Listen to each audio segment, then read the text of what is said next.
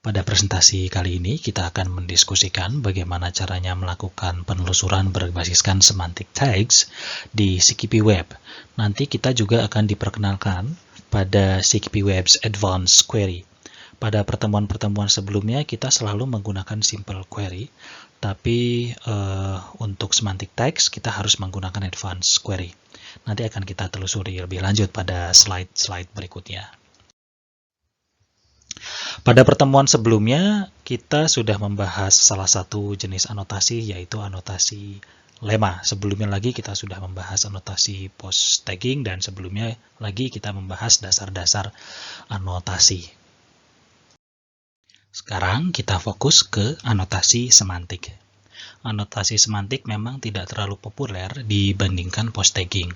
Biasanya kalau masalah post tagging sudah beres, baru tahap selanjutnya adalah melakukan anotasi semantik. Tidak seperti post tagging yang menggunakan kategori gramatika, semantic annotation menggunakan kategori semantik. Misalnya kata-kata seperti presiden, guru, mahasiswa, rektor akan diberikan label human atau manusia karena kata-kata tersebut berada dalam semantic categories human. Jika satu korpus sudah dianotasi menggunakan label atau kategori semantik, maka ada banyak hal yang bisa kita mungkin lakukan. Misalnya kita bisa melakukan otomatisasi atau semi-otomatisasi konten analisis yang biasanya dilakukan secara manual. Kita juga bisa mengekstraksi kata dengan kategori semantik tertentu, seperti kata yang berkaitan dengan ukuran, nama manusia, nama orang, ya, kemudian nama tempat, dan sebagainya. Kita juga bisa membandingkan kategori semantik dari satu subkorpus dan subkorpus yang lain.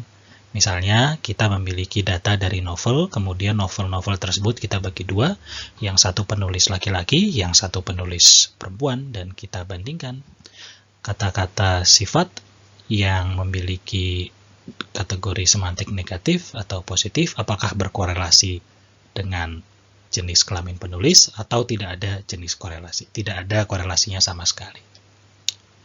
Kemudian ini yang sering kita lihat di survei-survei yang ditampilkan di televisi yang menggunakan data dari Twitter, kita bisa melakukan analisis emosi dari data yang kita sedang teliti. Misalnya apakah di situ banyak emosi ragu-ragu, atau bahagia, atau sedih, dan sebagainya. Di CKP-Web, untuk semantik analisisnya menggunakan Ucrel Semantic Analysis System atau USAS. Ada berbagai macam bahasa, namun sayangnya untuk bahasa Indonesia belum tersedia. Ya. Kategorinya seperti ini, jadi ada abjad A, B, C, dan sebagainya. Tidak lengkap ya, sampai Z tapi tidak semua abjad, dan setiap abjad mewakili one major category. Jadi ada satu kategori umum. Misalnya A, general and abstract terms, kemudian misalnya B, the body and the individuals, kemudian F, food and farming, dan sebagainya. Daftar kategori semantiknya bisa dilihat di website Ucrel. Di sini ditampilkan dalam bentuk datar saja ya. Tapi kalau Anda lihat di situ sebetulnya dia bentuknya hierarki. Jadi ada A1, kemudian A1.1.1, A1.1.2, dan sebagainya. Rujukannya juga disediakan di situ. Nah, nanti kode-kode inilah yang kita gunakan untuk melakukan penelusuran berbasiskan semantic tag. Sekarang kita akan melakukan demo bagaimana caranya untuk menelusuri CKP-Web, menelusuri korpus ya yang ada di CKP-Web menggunakan semantic categories. Caranya adalah kita akan memilih nanti CKP syntax pada mode penelusuran, kemudian memasukkan query yang agak panjang ya, dan formatnya cukup berbeda dengan format penelusuran atau format query yang ada pada video-video sebelumnya. Kita tonton saja demonya supaya lebih jelas. Pertama kita cari dulu di CKP Web sebagai contoh ya, untuk ilustrasi saja korpus yang dianotasi menggunakan semantic tag. Salah satunya adalah Brown Family Extended Corpus. Bisa kita lihat di sini korpus infonya bahwa ada usage tag set. Kita lihat korpus metadatanya. Words in this corpus are annotated with semantic tag. Jadi kata-kata yang ada di dalam atau token yang ada di dalam korpus ini selain dianotasi dengan beberapa skema anotasi ini juga dianotasi menggunakan semantic tag. Kita kembali lagi ke atas, kita lihat ke standard query, kemudian kita ganti menjadi CKP syntax.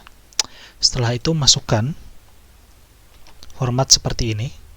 Jadi tanda kurung yang kita gunakan adalah square brackets. Saya nggak tahu bahasa Indonesianya, mungkin yang tahu bisa bantu tuliskan di bawah.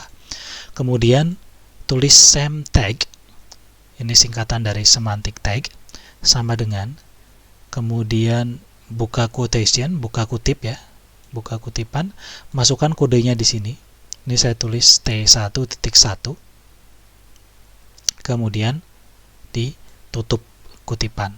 Jangan lupa tutup juga kurungnya. Kemudian setelah itu start query. Kita dapat di sini. Jadi ini kategori waktu ya. Frequency breakdown, kita lihat di sini ada beberapa kategori waktu.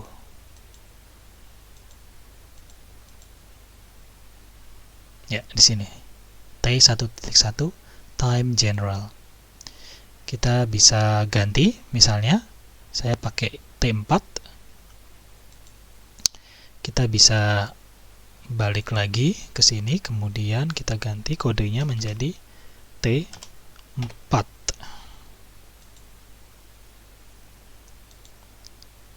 Hasilnya akan berubah.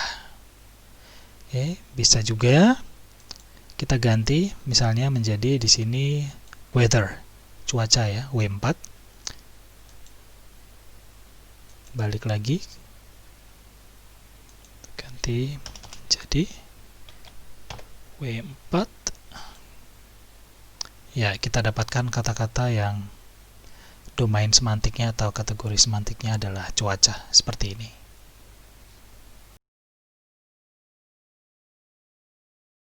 Demikian presentasi ini, semoga bermanfaat. Jika ada pertanyaan, silahkan cantumkan di kolom yang sudah disediakan. Terima kasih.